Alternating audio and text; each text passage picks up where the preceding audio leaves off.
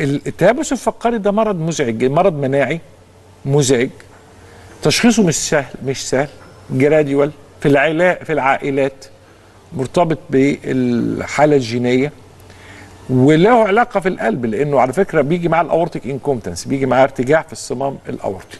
طيب وات ايفر، هنعمل له الاكس راي نلاقي البامبو لايك ابيرنس اللي احنا عارفينه. عاده لما بيجي لنا احنا بيبقى خلاص الدياجنوز سهل بقى، لان خلاص الاكس راي بقت يعني ما احنا شخصناه.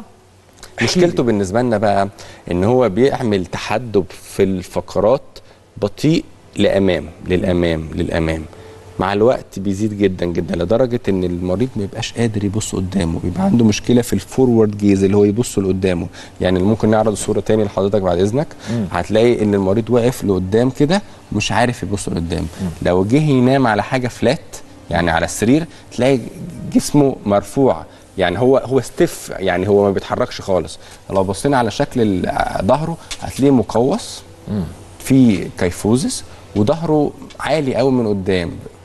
فلو جه ده على فكره انت يعني الصوره دي مش اعنف صور، انا شفت عن حاجات اعنف طبعا يعني انا ده بس دي عنيفه برضه. يعني ده كده لما بيجي ينام على ظهره تلاقي راسه مرفوعه، ما يقدرش ينام، لازم يحط 3 مخدات وما يقدرش ينزلها، يعني ما بتنزلش خلاص، هي بتبقى خلاص قفشت ستيف كله العمود الفقري كله لازق. فدي علشان نقدر نعدلها بنعملها حاجه اسمها يعني سباينال اوستيوتومي، بنكسر العمود الفقري ونظبطه في مكانه.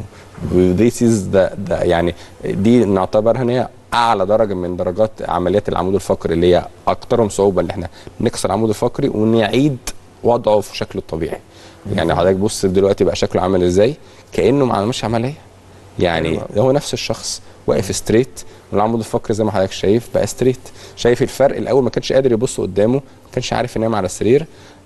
دلوقتي الحمد لله اموره يعني سما من الارض. فدي يعني من الحاجات اللي برضو يعني مش متعارف عليها قوي، ان الحاجات دي بتتعالج. حضرتك بصيت قارنت البري فيرسس البوست قبل وبعد، يعني غير شكل الحياه عند الشخص. نروح بقى يعني لو في فيديو للحاله نفسها نشوفه. هو طبعا زي ما انا قلت لحضرتك قبل كده، احنا بنأكد قوي جدا على ده الموبيليتي. ده نفس الراجل في المستشفى، يعني هو نفس المستشفى والكانيولا لسه في ايده وبيتحرك الحمد لله. مهم قوي ان احنا نحافظ على قوه الاعصاب وقوه الحركه. طبعا دايما معانا جهاز مراقبه الاعصاب طول الحياه، نتاكد ان الفانكشن بتاع السباينال كورد والاعصاب شغاله طول الوقت. وبنسترس قوي على الموبيليتي، معانا طقم فيزيوثيرابي بيخلي العيان يتحرك تاني يوم، بحيث ان احنا نسرع التعافي بتاعه على قد ما نقدر.